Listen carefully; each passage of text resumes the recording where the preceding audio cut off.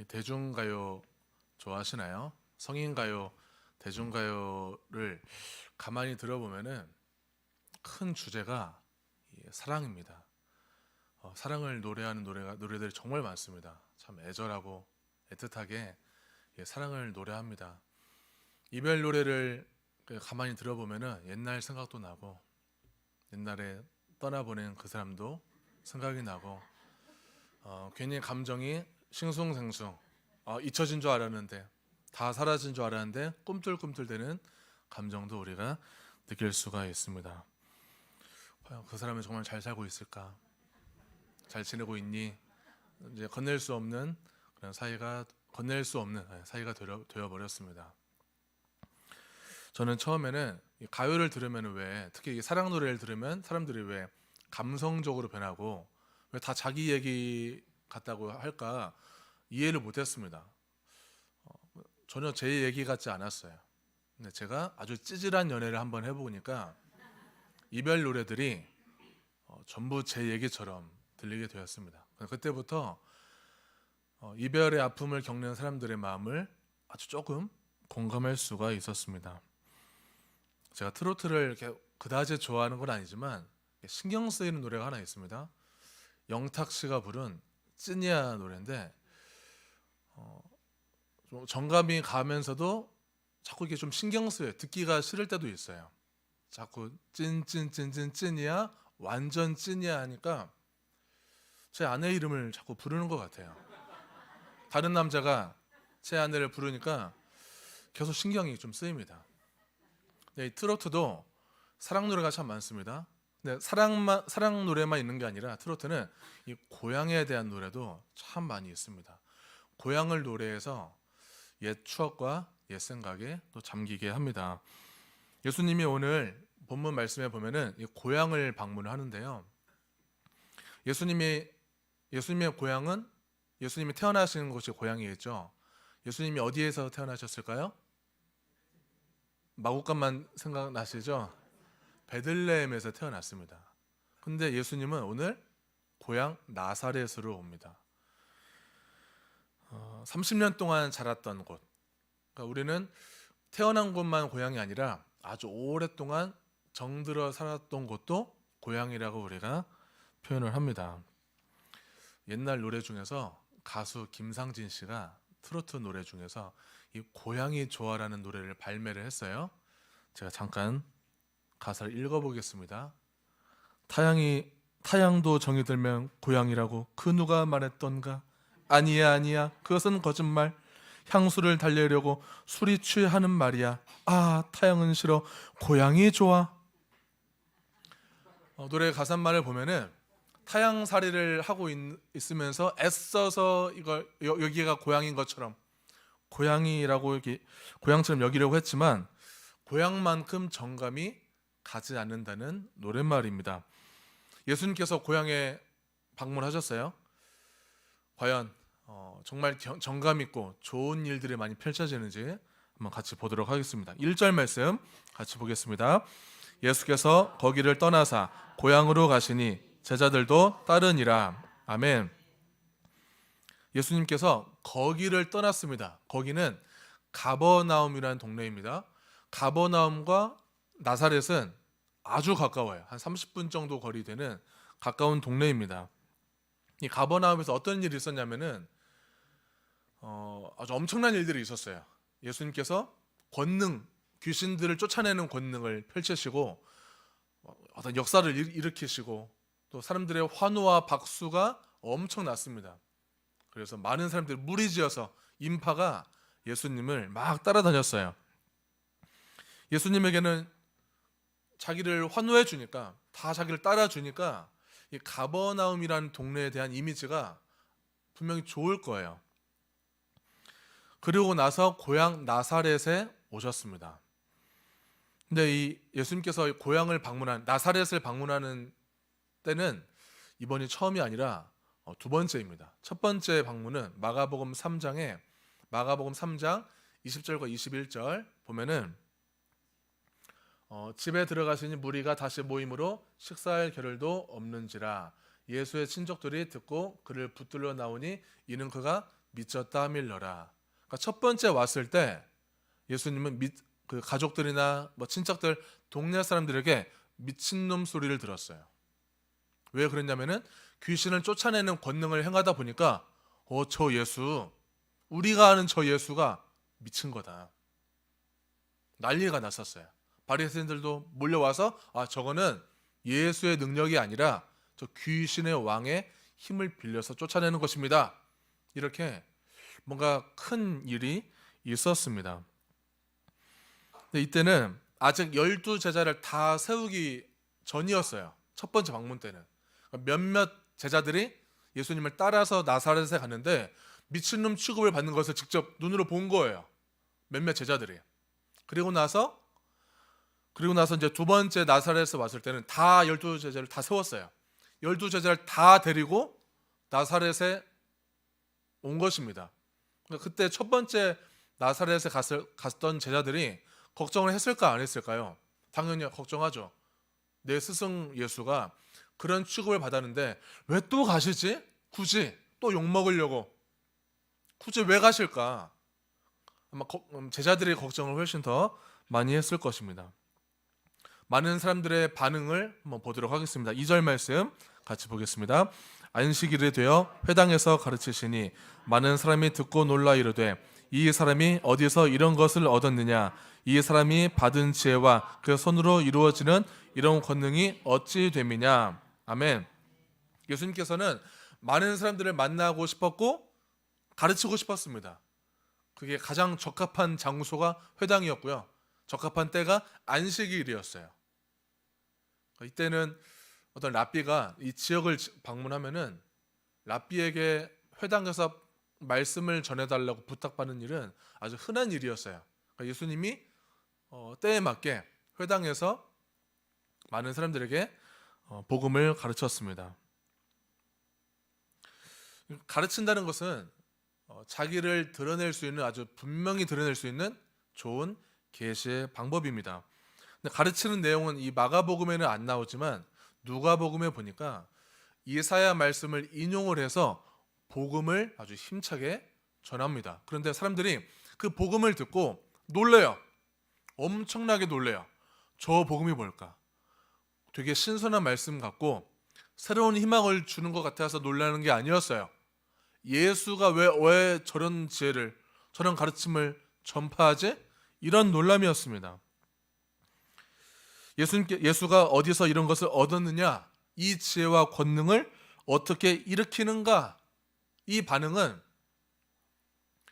저 예수가 저런 말을 하는 것은 어디서 주워 들은 거야.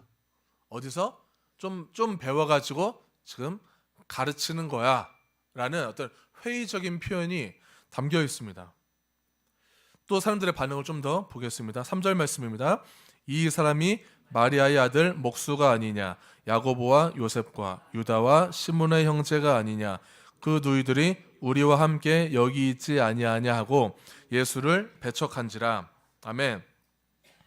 자, 이번에는 예수의 신분에 대해서 이제 언급을 합니다. 마리아의 아들 목수가 아니냐? 마리아는 예수의 어머니예요. 친어머니인데 유대 사회에서, 유대 관습에서는요, 아버지가 돌아가셨더라도 아버지의 이름을 수식해서 아버지의 아들이라고 표현합니다. 그러니까 요셉의 아들이라고 얘기해야 돼요. 누가복음은 요셉의 아들이라고 표현하고 있어요. 근데 마가복음은 마리아의 아들이라고 표현해요. 그러니까 마리아 어머니의 아들이라는 표현은 다른 의미가 있습니다. 그러니까 이 당시에는 아버지가 돌아가셨더라도 아버지의 이름을 넣는데 어머니 마리아의 이름을 넣은 것은 요셉과 마리아가 결혼하기 전에, 예수가 언제 잉태했죠? 결혼하기 전에 잉태했어요. 그리고 예수를 낳았어요. 결혼하기 전에 잉태하고 태어난 사생아라는, 사생아, 예수는 사생아로 태어난 그런 비난에 포함된 표현이에요. 그러니까 예수님이 30이 될 때까지, 30살이 될 때까지 사람들의 시선은, 예수를 향한 시선은 사생아 예수였어요. 다 그렇진 않겠지만 꽤 많은 사람들이. 왜냐하면 결혼도 안 했는데, 법적 부부가 안 되는데도 잉태를 했으니까 저 다른 남자 애 아냐? 이런 소문이 엄청나게 파다했어요. 그러니까 아무것도 내막을 모르는 사람들에게는 예수는 사생아, 이 의식이 30년 동안 계속 갖고 있었던 거예요. 그러니까 예수를 바라보는 시선이 늘 그랬어요. 예수님이 그걸 모를 리 없었죠. 마리아 역시, 어머니 마리아도 자기를 향한 시선, 사람들의 사회적 시선이 안 좋았어요. 얼마 동안? 30년 동안 이 낙인을 가지고 살아야 했습니다. 게다가 목수, 마리아의 아이들 목수가 아니냐. 그럼 목수는 손으로 일을 하는 사람들이에요. 손으로 공작하는 이 직업들, 어떤 장인들, 이런 직업들은요, 유대 사회에서 아주 천한 직업이었어요. 별 볼 일 없고 알아주지 않는 직업이었습니다. 그러니까 이런 반응들과 이런 질문들은 다 예수님을 폄하하는 말이었어요. 여기에서 남자 형제들이 나옵니다. 남자 형제들은 나오고 여자 형제들은 이름이 안 나옵니다. 남자 형제들은 이름이 나와요. 근데 여자 형제들은 누이들이라고만 나옵니다. 이 형제들과 누이들 다 우리 동네 사람들 아니냐? 다 우리가 알고 있는 사람들 아니냐? 그러니까 예수에게 나온 지혜는 저런 가정에서 나올 수 없는 아주 깎아내리는 말이에요. 동네 사람들은 이미 예수의 가족 다 알고, 형제들 다 알고, 엄마 아빠 다 알고, 이미 예수에 대한 모든 정보를 다 안다고 결론을 다 내버렸어요. 사람들이 예수의 말에 감동을 하고 막 따르는 이 기이한 모습을 보고 아주 안위 꼽게 바라봤습니다. 예수? 내가 업어 키웠어. 내가 예수의 엄마 아빠 요셉과 마리아에게 돈 좀 빌려줬는데 갚지도 않아. 내가 언제 예수한테 심부름 좀 시켜봤는데 뭔가 조용해. 너무 조용해 사람이. 사회생활 잘할까 싶어. 이렇게 예수를 자기가 알고 있는 만큼이 마치 전부인 것처럼 그렇게 바라봤어요. 코 찔찔일 때부터 알고 있는 예수를 다 안다고 생각하면서 예수를 조롱했습니다. 우리가요, 잘 안다는 것 때문에 정말 많이 무시하고 업신여깁니다. 세상에서 가장 나를 제일 많이 아는 사람이 누굴까요? 부모님보다 배우자가 더 많이 알아요. 배우자가 나에 대해 제일 많이 아는데 제일 많이 나를 무시하고 비난하는 사람은 배우자예요. 제 말이 틀렸습니까? 배우자. 저와 제 아내도 서로를 제일 많이 업신여기고 우습게 보고 비난해요. 그게 현실입니다. 가장 많이 아는데 가장 많이 가정스럽게 바라보고 비웃고 놀리고 조롱해요. 적은요, 멀리 있지 않습니다. 아주 가까이 있어요. 그러니까 남편이 아니라 뭐죠? 남의 편이고, 아내가 아니라 남편 말대로 안 하니까 안 해요. 자꾸 안 해. 말 징그럽게 안 들어요. 그리고 동네에서 오랫동안 너무 잘 아니까 저 사람의 진가는 이미 끝났어요. 내 선에서, 내가 알고 있는 선에서 이미 다 판단이 끝났습니다. 함부로 평가해요. 그리고 교회 안에서도 너무 오랫동안 봐왔어요. 내가 참 교회 오래 다녔고, 그리고 내가 교회 3대 4대 믿는 집안이고, 내가 예수를 잘한다고 하는 사람들끼리 한 명, 두 명 그룹을 지어서 교회를 주무르려고 하는 그런 인간의 본성들이 계속 나와요. 모든 교회가 그래요. 사람이 있는 곳은 그렇습니다. 왜냐하면 그게 본성이기 때문이에요. 우리 죄의 본성은 그룹 지어서 파벌을 만들고 누군가를 쫓아내거나 우리만의 권력을 만들어서 힘을 행사하려고 합니다. 교회도 예외가 아니에요. 그래서 교회를 위해서 기도 많이 해주셔야 합니다.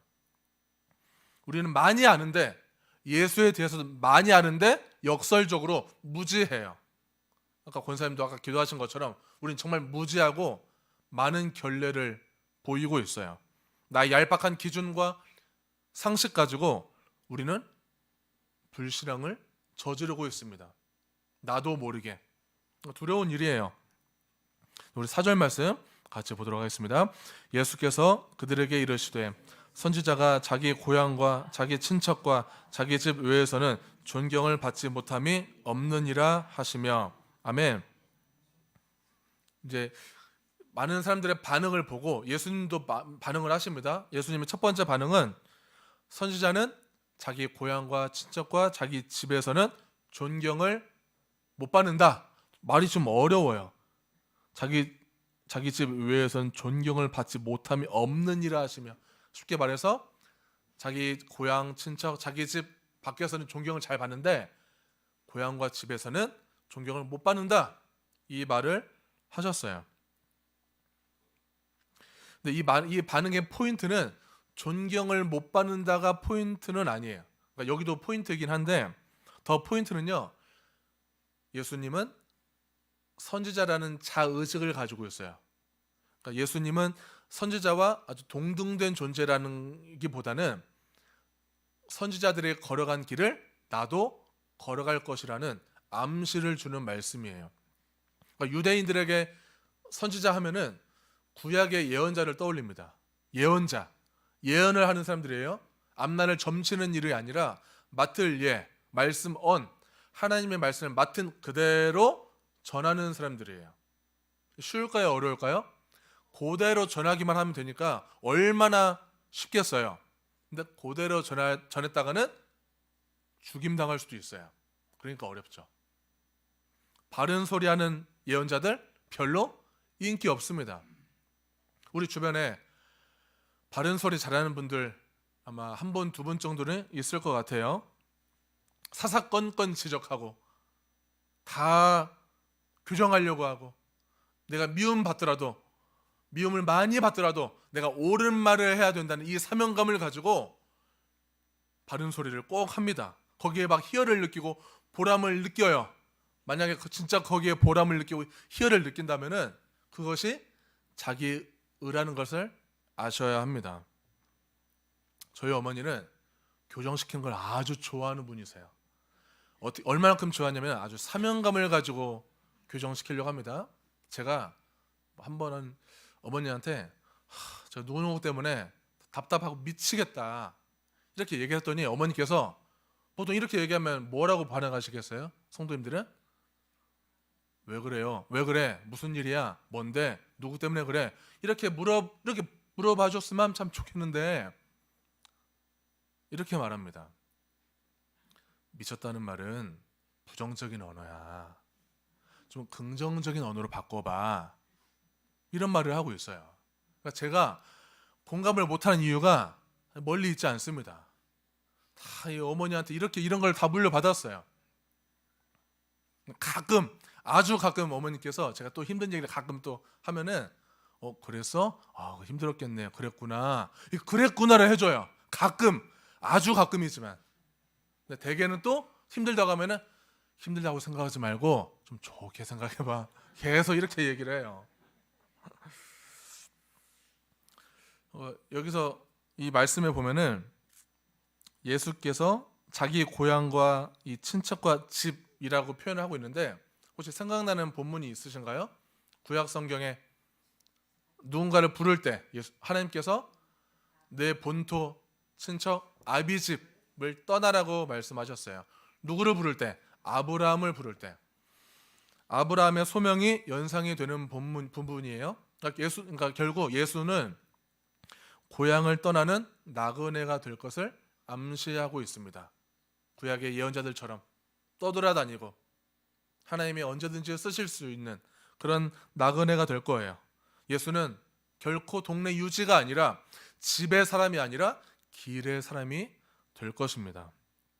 이 배척받는 나그네는 6절 이후에 나오는 제자 파송 주제와도 관련이 있어요. 예수가 가족과 친척에게 배척을 받은 것처럼 제자들도 이제 예수로부터 파송을 받게 되면은 가까운 사람들로부터 동네 사람들에게 배척을 받을 것입니다. 5절 말씀 같이 보겠습니다. 거기서는 아무 권능도 행하실 수 없어 다만 소수의 병자에게 안수하여 고치실 뿐이었고. 아멘. 다수가 배척하니까 예수님도 아무 권능도 행하지 못했습니다. 예수님이 뭔가 제약을 받는 것 같아요. 제한을 받는 것 같아요. 근데 권능이라는 것은 뭘까요? 권능은 예수님에게서 나오는 능력이에요.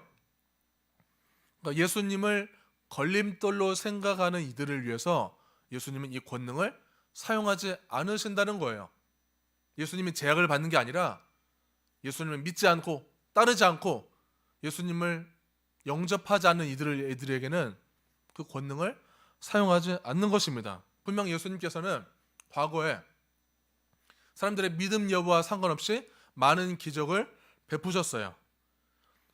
기적이라는 것은 특징이 있어요. 예수가 어떤 존재인지를 드러내는 현상이에요. 그리고 사람들의 믿음의 반응을 이끌어낼 수가 있습니다. 그런데도 대부분 예수님의 기적을 보고 대부분 비난하고 조롱했어요. 우리 주변에 내가 기적을 보여주면 나도 하나님 믿을게, 이런 사람들을 가끔 있는데, 그런 분들에게도 기적을 보여줘도요, 안 믿을 뿐만 아니라 예수의 그 기적을 베푸는 이 신에 대해서 이 하나님을 자기 욕망의 도구로 삼게 됩니다. 하나님은요, 그래서 우리의 믿음대로 일하시는 거예요. 우리 믿음의 수준대로 같이 가시는 거예요. 우리의 불신앙, 혹시라도 내 삶에 지금 감사가 없고, 내 삶에 평화도 없고, 내 삶에 변화가 없어, 막막하고 우울하고 무기력하고, 혹시 이런 분들이 있다면은 우리의 불신앙이 자꾸 감사를 막고 평화를 막고 있을 수도 있는 것입니다. 예수님께서는 소수에게만 권능을 베푸셨어요. 대부분이 다 배척해도 은혜를 바라는 그 소수의 남은 자들을 위해서 권능을 베푸셨어요. 그 병자들은 고침을 받습니다. 다수의 불신 앞에서도 이 소수의 믿음에 대해서 은혜와 구원을 베푸시는 예수님을 볼 수가 있어요. 몸도 아프고 상처도 많지만 주님만 의지합니다 하는 이들에게 예수님은 권능을 베푸시는 거예요. 우리 정말 저 믿음 너무 약한데요, 아무것도 모르는데요, 그렇지만 주님을 찾는 것만으로도 그것도 믿음인 거예요. 저 힘 없어요, 예수님. 저 못하겠어요. 저 도저히 지금 한계예요. 바닥이에요. 주님 도와주세요. 이렇게 하는 것만으로도 믿음인 거예요.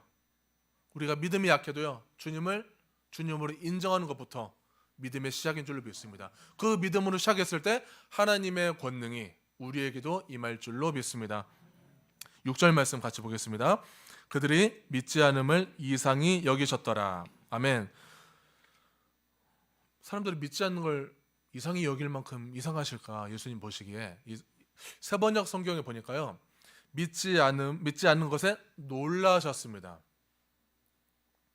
무슨 말이냐면은 고향 사람들이 바라봤던 예수에 대한 시선, 그 불신이 정말 불신이라는 것입니다. 다 불신해요. 믿지를 않아요. 받아들이지 않아요. 오히려 비난하고 조롱한다는 거였어요. 결국 예수는 이 고향에 집착하지 않고 자기의 사역의 활동 범위를 확대해 갑니다. 그리고 홀로 일하지 않고 제자들을 활용하세요. 주님의 일은요, 사람을 통해서 성취해 가십니다. 예수는 하늘나라를 버리고 자기의 백성들을 위해서 이스라엘 땅으로 오셨습니다. 이 유대 땅으로 오셨어요. 그러나 백성들 영접하지 않았어요. 오히려 예수님을 거부하고 밀어냈습니다. 우리가 아무리 예수님을 믿고 행복하다 할지라도 우리가 예수님을 믿는 삶은, 그리스도로서 사는 모든 삶은요, 우리의 가족, 내 배우자, 친구, 친척, 가까운 모든 사람들, 동네 사람들, 그런 사람들로부터 핍박받는 것을 각오해야 하는 거예요. 싫은 소리 각오해야 하는 거예요. 고향 사람들의 완고한 이 불신 태도가 제자들에게 중요한 교훈이 되었을 것입니다. 예수님의 사역의 목표는 지금 누구를 향해 있냐면은 제자들을 향해서 가고 있어요. 제자들을 계속 데리고 다니면서 직접 보여주시고 가르치시고 훈련시켜 주셨습니다. 이제 제자들이 지역을 돌면서 전도를 할 때 이제 배척받는 것을 경험할 것입니다. 예수님의 고향 방문은 다시 뭐 고향이 좋아서 사람들 만나고 싶어서 뭐 개인적인 감정이 좋아서 왔다기보다는 제자들에게 이 모든 것들을 다 보여주기 위해서 온 것입니다. 그러니까 나사렛 사역이, 이 고향의 사역이 실패가 아니라 더 예수의 사역이 넓어지는 그런 계기가 됐습니다. 아무리 고향의 환멸에도 불구하고 활동을 더 넓혀갔습니다. 우리가 주의 일을 하면서 많은 실패도 겪고요, 또 거절도 받습니다. 그런다 할지라도 그 실패와 거절은 결코 복음의 진행을, 우리가 하나님의 뜻대로 사는 그 복음의 진행을 방해할 수 없는 것입니다. 오늘도 내일도 우리는 예수님을 주인으로 모시고 우리의 삶은 계속 예수님을 주인으로 모시고 사는 모든 삶에는 다 배척이 또 찾아올 것입니다. 내가 배척의 주동자가 될 수도 있어요. 내가 배척의 주동자가 돼서 이 신앙 공동체에 해악을 끼칠 때도 있을 것입니다. 그러니까 우리 예수님처럼 높은 자리에 있으면서도 낮은 자리에서 내가 지금 존재하지만 마치 사라진 사람처럼, 힘을 가졌지만 힘이 없는 것처럼, 마치 찌질하고 바보처럼 자기 십자가를 지고 묵묵히 나그네의 인생을 한 걸음 한 걸음 걸어가는, 자기 십자가를 지고 잘 걸어가는, 하나님만 바라보고 걸어가는 저와 성도님들 다 되시기를 축원합니다.